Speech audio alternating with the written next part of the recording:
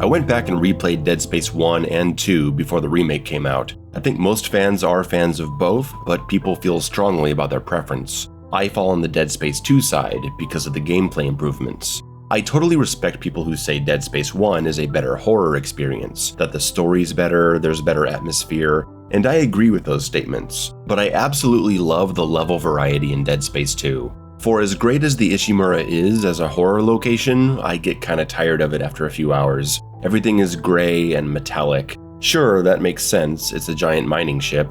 But you know what? I'd get tired of the Resident Evil mansion if 95% of the game took place in it. That's one of my very few complaints about Tormented Souls. I like it a lot, but I wish you went to more places. Dead Space 2's trip through the moon-based dormitories, the Church of Unitology, the daycare with the freaky babies that explode, the gymnasium where you get swarmed by all the children, the underground cave with the mining structures, the big outside space sections, the government sector at the end of the game. There's always a new, exciting place to see, and it complements the game's faster pace. You even go back to the Ishimura from the first game, and one of the coolest parts in video game history, getting back to the grungy industrial environments for a while, seeing all these old locations all wrapped up from being meticulously studied, and going back through the medical bay as it's now lit up in black lights showing all the blood everywhere. It's a truly horrifying moment. While both games are linear experiences where you're just following a waypoint, Dead Space 2's constant jumping from new location to new location ends up making the game feel more like a scary roller coaster than a slow brooding horror experience. I'm not saying that's good or bad, I'm just stating the difference. Dead Space 1 had you revisiting previously cleared areas as you circled back on other missions, taking elevators up and down as you completed tasks. It was a really different feel. I tend to prefer that slow Dead Space 1 experience myself, but since the speed of each game is so different, I think the change to a more straightforward action adventure makes sense for the sequel, given its combat changes. So while it may not be as classic of a horror experience as Dead Space 1, and it may rush you through the experience a bit, Dead Space 2 still delivers some great horror moments, and I'd say it has way more moments of tension and danger. It's so much easier to die due to how aggressive and numerous the monsters are, and several enemies exist to destroy you specifically for not being cautious. The cysts make you watch every step as you study the room and watch for traps. Exploders signal their approach with shrieking sounds, but the exploding babies do not, and could sneak up on you in the middle of a fight. And my favorite enemy in the series, the Stalker, runs in packs, popping its head out from around crates and then charging straight for you. They scare me every time.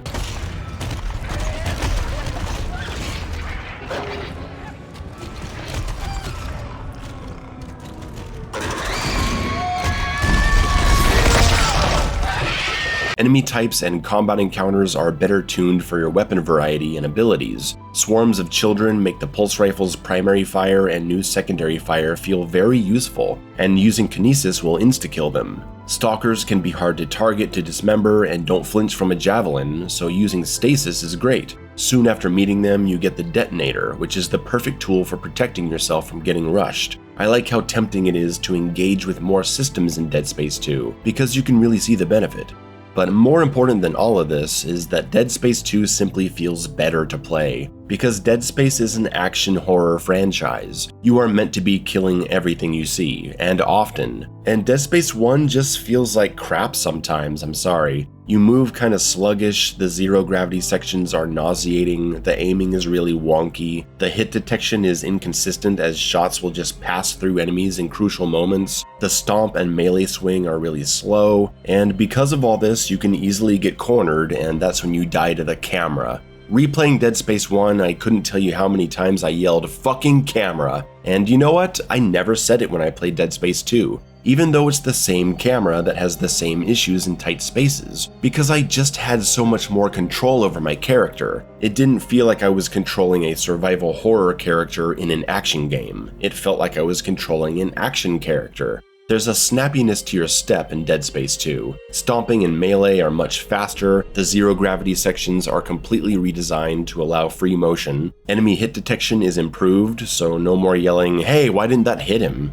And very simple yet important fixes have been implemented, like allowing you to reload your gun while walking or running, doors opening faster, text pickups no longer open up immediately, interrupting your game. Hell, even the menu feels way more responsive. They designed the game's combat to have much better synergy between your options too. Enemy item drops are now guaranteed instead of random, and they don't drop automatically anymore. You have to hit an enemy after they're dead, a mechanic they put in the Dead Space remake. That's one of my favorite parts about the flow of Dead Space 2, the change to item drops. Since item drops are now guaranteed, you'll always want to make contact. The game tells you about using the stomp and melee attack, so that's how you start getting these drops to appear. But as you play, you'll notice that shooting a corpse will cause it, and throwing a weapon at them works too. Even throwing a lump of flesh or a chair will give you the item drop. Enemies killed by explosions will drop items, and it's not long until you realize using Kinesis to pull in these items works perfectly for the flow of combat. You can kill an enemy, pick up their corpse with Kinesis, throw it to the floor or into another enemy, and the contact will cause the item to drop. And Kinesis pulls are now instant instead of slow, making its use for item drops during combat more practical.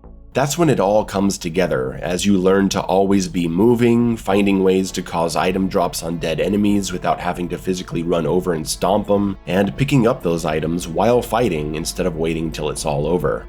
Everything just works so perfectly in Dead Space 2. The whole upgrade path of Kinesis has been thrown out, instead just giving you a far-reaching fast Kinesis pull from the start. The Kinesis ability is brilliantly introduced before you even get a weapon, showing that this game has a very different emphasis on combat. It's a big change. Dead Space 1 starts you with the plasma cutter telling you to cut off their limbs, and later you get Kinesis, which ends up feeling more like something you only need for moving objects around for navigational purposes or the occasional puzzle. Dead Space 2 leads off with this ability instead, showing you how to pick up metal rods and impale enemies with them, a very significant gameplay addition. And then you find out you can actually rip the sharp limbs off dead enemies and use them to impale others. And you create a wonderful loop of cutting off enemy limbs to kill them and then launching them at other enemies, or launching a limb at the enemy that you just cut it off from. If Dead Space 1 was a fresh approach to third-person shooting, Dead Space 2 is entirely unique.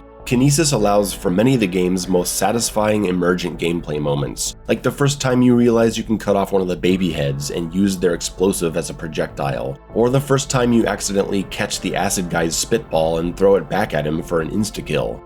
I also find Dead Space 2 to be a better experience when it comes to resource management. Now, discussing resource management in Dead Space is a tricky affair because it allows you to buy health and ammo, and you can buy power nodes to upgrade your equipment. If you put all your money into upgrades, you won't have much to buy resources with. Personally, I'm not a fan of this system. I think power nodes should be found through exploration only, and then you should get far fewer credits to then have to make difficult resource purchasing decisions. The system they have works, and depending on how you play it, it certainly can create pressure and moments of decision making, but it's still pretty exploitable. It's better than Dead Space 1 because even when you put pretty much all your money into buying power nodes in Dead Space 1, you still end up with buttloads of ammo because the enemies in exploration give you so much. Even on the unlockable impossible mode in Dead Space 1, the game is just showering you with ammo pickups. And of course, since Dead Space games only give you ammo for weapons in your inventory, you can just run all plasma cutter, which is something I both like and dislike.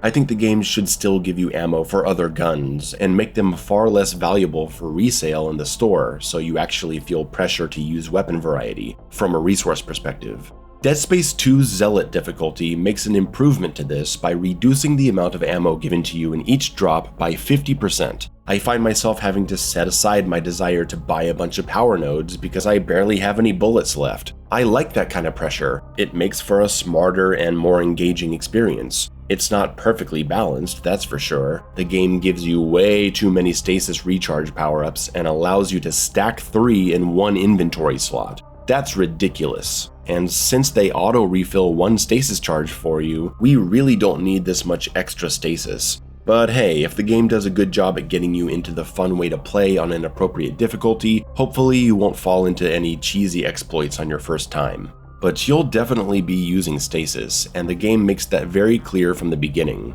There's a brilliant moment when you first get the stasis ability. It causes a stasis explosion in the machinery and puts a fast-running, tanky, dangerous enemy into slow-mo for just a few seconds. If you start shooting at him, he comes out of stasis and starts mauling you. Just with this sequence, the game has shown you the importance of using stasis in combat, because the solution to this problem is to see how stasis affects this enemy and then use your own stasis ability to slow him down again, to have time to take him down. The game never had to explicitly tell you about it, they force you to figure it out. This is just fantastic communication of a core system here. This is how you get new players to learn, through education, experience, and challenge. You'll need to learn quick, because Dead Space 2's enemies are faster, sometimes to a ridiculous degree. You could argue the game is a little too fast for being a Dead Space sequel, but it is quite fun. Enemy limbs come off in fewer shots, very helpful because there's so much more aggressive and fast. Crowd control options like the line gun proximity mine and the javelin electric charge help you control the chaos. There's just a lot more going on, and it makes for a great time from start to finish.